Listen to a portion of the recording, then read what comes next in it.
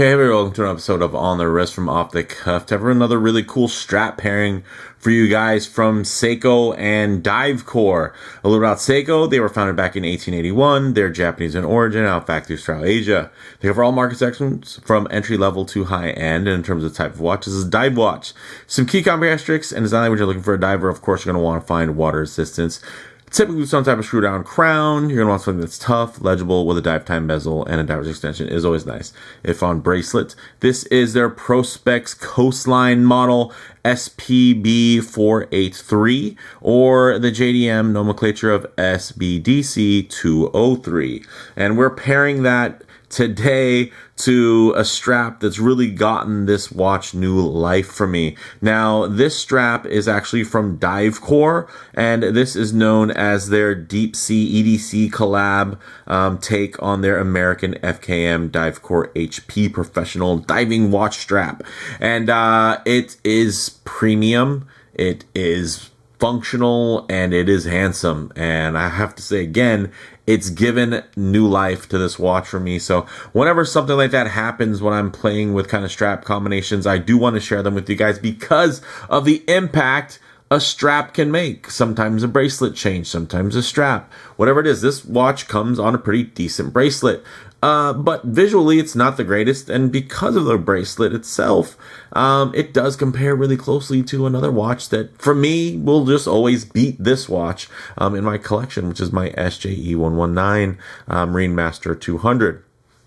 Which I love. I love this watch as well, but there are some features about it that for me really got turned up to 11 once I put it on this strap. So with all that said, let's go ahead, zoom the camera out, get this piece in hand, and take a closer look. Okay guys, now I've already done the full review for both the watch and the strap. This is all about what happens when you put these two together. But for those of you that haven't seen the dedicated reviews of each of these, here's a little intro. Now, this piece here, it's part of their Prospex line in the Coastline family, and it's essentially a fresh contemporary Seiko 300-meter diver inspired by a serene coastal scene, focusing on daily versatility over the brand's more historical, iconic design cues. These go for about $1,100 MSRP, or you can get it for about $1,000 from Sakura Watches, which is where I sourced this one. They actually do have a code of ABROS3P25, so you can get an extra 3% off any Casio, Seiko, or Citizen watches. So if you are interested in this watch, maybe, hey, look at that. Links in the description. Now, the sizing here, 41.3 millimeters in diameter, 12.7 millimeters thick, and about 47.7 millimeters lug to lug. Stainless steel, brushed and polished with their proprietary super hard coating or Dia Shield. It does have a very nice flat sapphire there with an inner AR coating. You're also getting a nicely tuned unidirectional rotating bezel, 120 clicks, nice shielded loom pip there. It just feels a lot more premium, which is nice, and it looks more premium because of the finishing levels that they did there. So very good. Very, very handsome, but at the same time quite polarizing and not for everybody. But with that, you think of something like this beautiful Divecore strap, not for everybody. Divecore was originally started in 2020 as a Vortex straps, and they are headquartered out of Houston, Texas. And essentially they specialize in professional grade rubber straps, dive straps at that, that are ISO compliant and feature, these wonderful 2.5 millimeter fat spring bars. The nice thing is, because they do use the fat spring bars normally, you can swap out the OEM fat spring bars from Seiko onto here, and it's a perfect fit. There's going to be no clicking or rattling or anything like that. And this is kind of their latest iteration of the American FKM Divecore HP professional diving watch strap. And it's just, again, that evolution of their original Vortex strap. These go for $62, and they are a special, at least in this colorway. You'll notice, check that out. Yes, see the branding there? This is a co-branded piece with Deepsea EDC, and I really dig this. It's just a great combination. Look at the suppleness here, guys.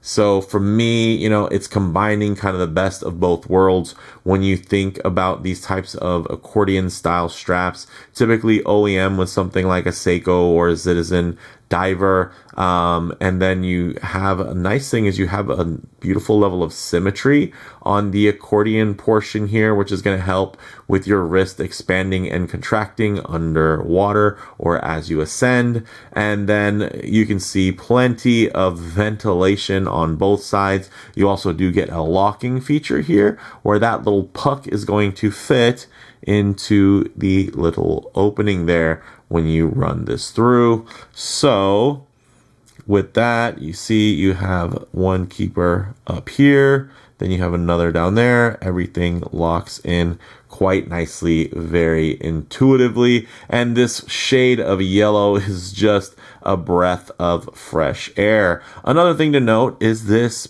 patented, well, I don't know if it's actually patented, but it's very cool and unique to them. Bit of a wave dial pattern, I shouldn't say dial, but a wave pattern underneath there. And you can see that's going to be fantastic for just channeling water through, so you're not getting anything clumping up. Oh man, the pliability on here is wild. So you can see it's not the thinnest strap, but it's not the thickest either. But man, this thing just has a certain level of soft, supple, premium feel to it. And it's hard for me to kind of really describe that to you. But if you look at the way that this moves, you'll see it's not overly stiff. It's actually extremely pliable, which I can appreciate. And everything's quite sharp. Of course, you know, this isn't some strap that cost hundreds of dollars or anything like that. $62. So, you know, there are going to be some little, you know, a bit of mold lines in there, here and there. Nothing crazy though. But I do want to point that out if you're really focused on those types of details and you can get a bit, you know, OCD about it. You know, it might be something that triggers some of your pet peeves, but for me, it's well within standard for the price point in terms of what I would expect. So very cool.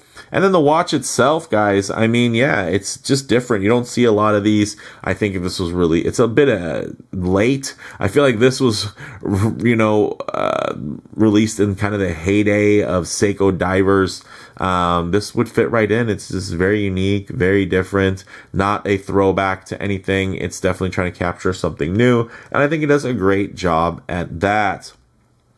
It does have this great movement in here, the 6R55. Some of you are going to be disappointed because it's 6R, but there's tons of watches that have 6R movements that people don't complain about. You just hear about the ones where people are unhappy with. It's like being married. Happily married people don't go on the internet and leave a bunch of, you know, rotten comments. It's the people that are unhappy. So yes, of course, the unhappy minority are going to tell, you know, all these stories about how nothing worked for them and it was just very inconsistent, this and that. And the folks that are happy with the performance of these movements are just going to be happy with them, and they're not out telling a bunch of stories to anybody.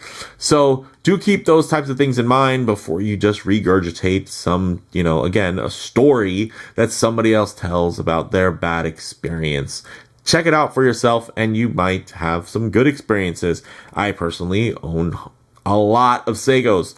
And you know what is funny is that as much as people within their dive watch community complain about the 6R line of movements, it's just not as much of an issue for folks who, let's say, collect Seiko alpinists.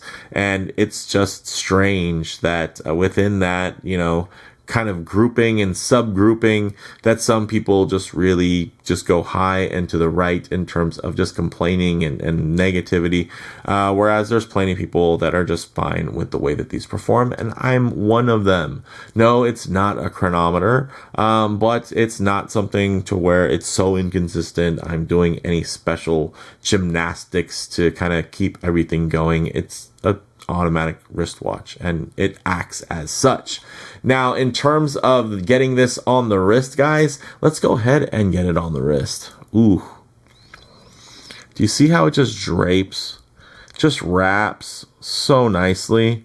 And you saw that even though I'm reaching around a tripod here, guys, this came together beautifully. Look at that.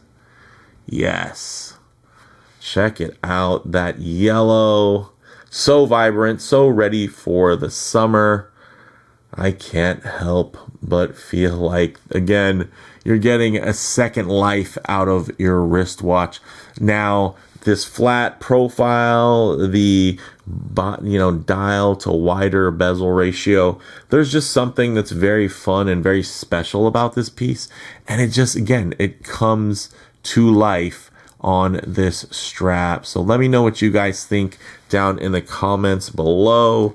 Have you had experiences where a watch strap just changed things for you? And again, if you want the full details, I'll go ahead and leave them, videos onto this side of the screen here as the video closes. You guys can see the full review for this watch or this strap and some of the other variants. But guys, let me know what you think down in the comments below. If you like the video, please do a like. And if you haven't already, please subscribe for more content just like this.